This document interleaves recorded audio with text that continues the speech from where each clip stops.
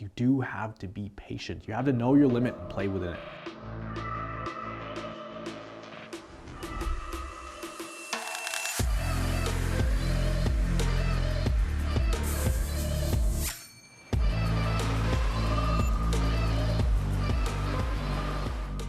How's it going, guys? Miguel here from CFS Recovery. In this video, I'm going to be talking about practicing patience.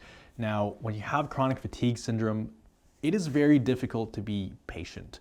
And I totally get it, because chances are you're very, very patient. If anything, you are more patient than most people, because the things we have to deal with, as somebody who's been through chronic fatigue syndrome, if you don't know my story, I was sick with this for about 4.5 years on and off. And basically I would get to the point of crashing, being bedridden for a handful of months. And after about 4 or 5 months, I'd be able to start going back to work again. Very part-time, built myself up. I was a personal trainer, so I was having clients. And then eventually I would crash again, even worse. Then I'd build myself back up even higher, crash again, even worse, then build up even higher. And then it was like a giant yo-yo up and down, and the yo-yos were getting more drastic. Like the progress was increased and the crashes were way worse. So it's like, it was a crazy, crazy roller coaster journey I was on. And to say that I was patient during those years is an absolute understatement, because I had so many instances where I said no to hanging out with the friends or turning down opportunities for things I really wanted to do. And at the time I was 18, 19, 20 years old. Those are like the golden years of life. At least I thought so at the time. And all my friends were out doing fun things and I just couldn't join. So patience is something that I know if you're watching this right now, you've been practicing as much as you can. So in this video, I'm not going to tell you that you have to be patient, because you already know that. And I know you have that patience within you, but I'm just going to tell you things that are going to put it into a different perspective, and maybe you can look at your situation from different angles to help you be more patient. Just right off the bat, I want you to know that I completely understand where you're coming from, because I have been there myself. I've been completely bedridden at one point in my recovery.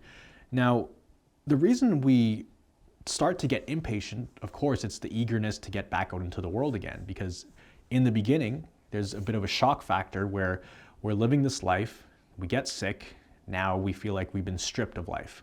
And we don't really know why, we don't understand what's going on. So we're there kind of confused, wondering, okay, did we do something wrong? Like, where did this whole train go off the rails? How did I end up here in life? And it's unfair, because a lot of my other friends, you know, they're doing way more things. They're way more stressed than I am. And yet here I am, I'm the one with the health issues. So, you know, it can be very frustrating, which I think that forces you to be patient when you don't really have a choice but to be patient. I want to give you this analogy here to tell you what it's kind of like with something like CFS, just so you know that I completely understand where you're coming from, and then I'm going to give you some solutions to kind of work around it. So imagine someone is standing outside a buffet. You have this beautiful buffet with every delicious food you can think of. King crab legs, you know, you got steak, you got oysters, that's more like fancy food. Whatever your favorite food is, pizza, fried chicken, fries, gravy, everything, the whole shebang, right? Everything you could think of is in this ultimate buffet.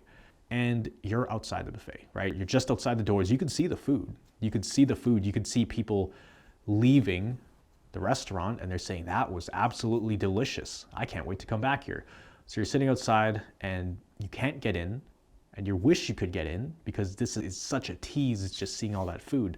So it's kind of like somebody who has CFS. You feel like you're sitting on the sideline of life while everybody else is enjoying all the beautiful things life has to offer. Here you are at home, stuck, not knowing what to do, and you feel like you're helpless.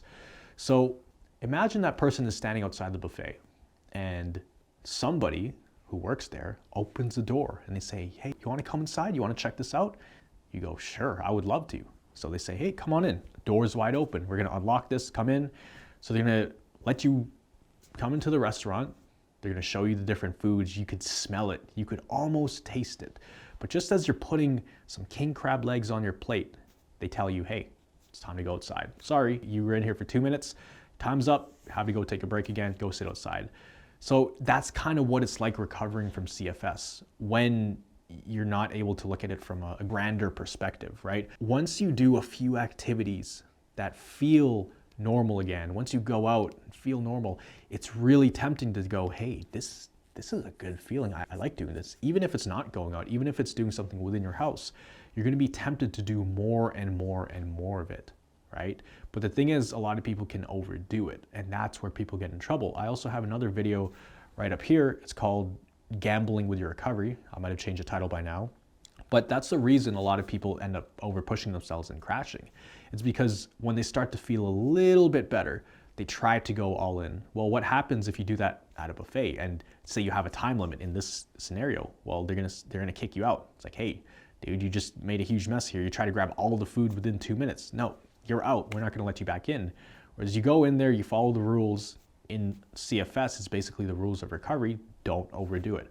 Only increase activity to the level that you feel you can handle the symptoms. Symptoms are not bad. If you can handle the symptoms emotionally, then you will be good, but it's better to do it gradually at first. Now, let's say you're outside the buffet again. They tell you, hey, you can come back in, fill up your plate. So now they let you in for another 2 minutes. So right now you're at about 4 minutes. So you put food on your plate, you sit down, you got a plate full of food, and you take your first bite of that Alaskan crab. I say Alaskan because I live in Vancouver, it's close to me. Imagine your favorite bite of food, you take a bite of it. Next thing you know, they say, hey, sorry, 4 minutes is up. You gotta get up, you gotta go wait outside again. For some reason, this is a weird buffet, I understand, but this is the analogy. So you have to go back outside again. Now, here you are, this is the ultimate tease. You smelt the food, you looked at the food, you tasted the food, but now you have to go back outside. Well, it's just like in CFS, you get little bits, little tastes of life, and then you have to pull back. Then you get to do a little bit more, then you have to pull back. The pulling back part is so difficult because you just want to go in there and enjoy yourself, just so you could feel normal again for a little bit longer. But if you push too much, if you do a little bit too much, then, life's going to lock you out. Your nervous system is going to cause your symptoms to flare up for way longer than, originally planned. You have to go through this process over and over again of exposing yourself, but you do have to be patient. You have to know your limit and play within it, right? That's another gambling thing they say here. Know your limit, play within it. And the limit, it's a little bit hard to find in the beginning. That's why you want to go very gradual. Better to be more patient and not focus on increasing activity and doing way more things and trying to be productive. The best thing you can do in the beginning is focus on changing your immediate response to your symptoms. You need to reframe the way that you see symptom flare-ups. Because if you reframe that, that is the golden nugget. That is the golden key out of all of this. If you can do that, you will recover. And you follow a few simple principles about expanding activity. So another question you have to ask yourself when you start to get impatient, you have to ask yourself, what's the rush? What is the actual rush? Why do you need to get back to life so fast? And you might answer in your mind, well, I missed out on so much life already. I want to make up for all the lost time. Because I used to tell myself that all the freaking time. The thing is, I used to feel like I was falling behind in life. I used to think that everybody else was getting ahead, and when I get back into the world, I'm going to be so far behind, I won't be able to relate to my friends, my family, and feel like the world is moving and here I am on the side. It's like the world is moving as if it was a ship, and I hopped off the ship and I'm stuck on an island and I see the world leaving me behind. It's taken off. So it does not work like that. Absolutely not, because every single person is on their own trajectory, their own life path. And here's how I know this is absolutely true. Because when I was sick, I was hearing and seeing all my friends going to get their degrees, going to college parties, traveling around the world, doing all these fun things while here I was just barely surviving. And I thought I would never catch up. Yet, after I got better, I was able to build a video production company, quite successful one, within a couple of years. And I ended up overtaking a lot of my friends, and I thought I would never be able to catch up to them. So if you compare yourself to other people, that's another thing that also can cause us to be impatient because, like I said, we want to play catch up. We need to keep up with other people. Why? The world doesn't move on one track. There's billions of tracks in the world, and we're all moving at our own pace. Sometimes it's faster, sometimes it's slower. When you have CFS, it's just a slower time physically, but you're actually developing so many skills internally that even normal people, even though they're doing physical things, they are not developing those things. Because when you have CFS, think of how much time you spend with yourself. The average person does not spend this much time in the day thinking, exploring their own mind, exploring not just the good parts of their mind, but the darkest corners of their mind. So with CFS, you are absolutely being productive and still developing in areas that you're not even aware of right now. And you won't be aware of it until you come out the other side of this.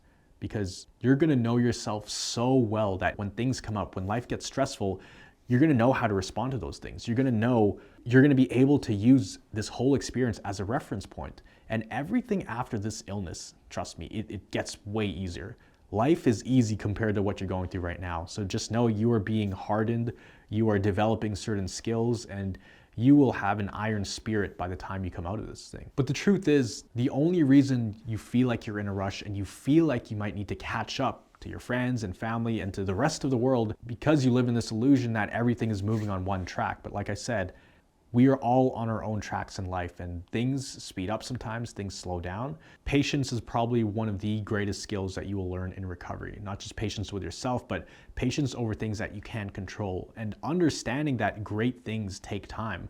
When you move through these progress cycles, when you have an adjustment period and you flare up and you have to pull back for a few days to a few weeks, you learn to be patient very quickly, because if you're not patient, you're going to start stressing yourself out, which will only prolong that adjustment period, that symptom flare up, right? And if you don't know what adjustment periods are, then definitely click the video up here where I break down what is an adjustment period and also what's a crash, because a crash is a term that's thrown around quite a bit in the CFS community. Turns out most people who have crashes or say that they have crashes, it's not a crash, it's an adjustment period. And there's a big difference between the two. So when you're going through progress cycles and adjustment periods in recovery, in order to recover, there is no other alternative but being patient. You have to be patient in order to start seeing results. So it forces you to be patient, and that's really the only way out. The more patient you are, the less pressure you put on yourself to get better by a certain date, or even waiting around for the symptoms to go away. You never ever want to wait around for it. You still want to do certain things that are within your comfort, right? You definitely have to pull back activity and pull back all stimulus and stressors in your life, but don't stop everything just because your symptoms are flaring up. So it does teach you to be patient and to go through these progress cycles. In recovery, realistically, I probably had over 100 adjustment periods or 100 progress cycles.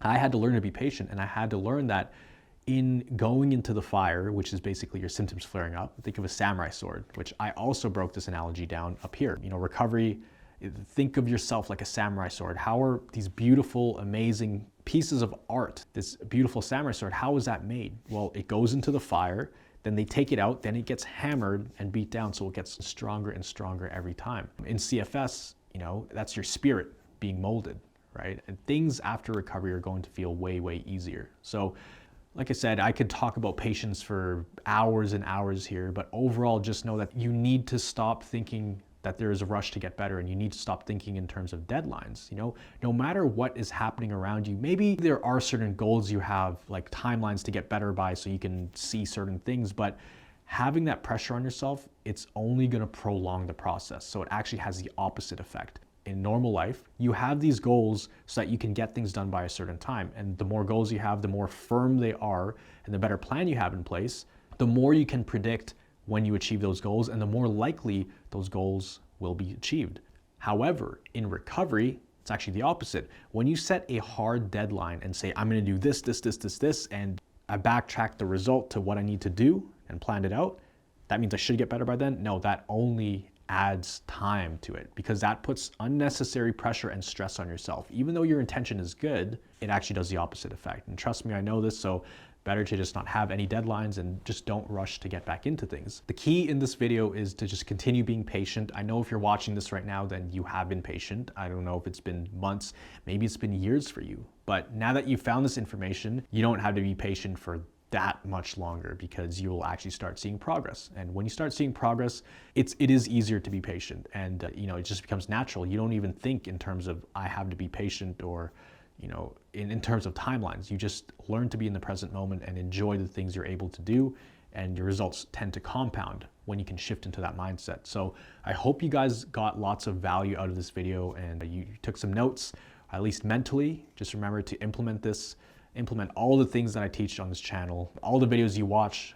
Remember, knowledge is useless if it's not implemented. It doesn't matter how many videos you watch if you're not actually putting these into practice. You know, you don't have to put all of them into practice, but pick a few things to try to make sure you're using them, because these are tools. Tools are useless if you don't actually use them. If you did want some extra help and guidance on your recovery journey, then you can click the link down below where we have a recovery jumpstart program. That's where we work directly with people just like yourself in a group setting, but also in a one-on-one setting. You have your own Thriver coach where we'll actually walk you through specifically what you should be focusing on in your situation, because the coaches in the program, we've had CFS, have been bedbound, couchbound, housebound, and rebuilt our lives to the point where we're living a life of thriving health without all of these health implications. If you did enjoy this video, make sure to hit that like button, hit the subscribe button, and make sure to comment down below the biggest takeaway from this video. I'm always reading all of the comments and I love engaging with you guys and hearing back from you. Always remember that you are a thriver and you are just one mind shift away from living a life with thriving health. I'll see you in the next video.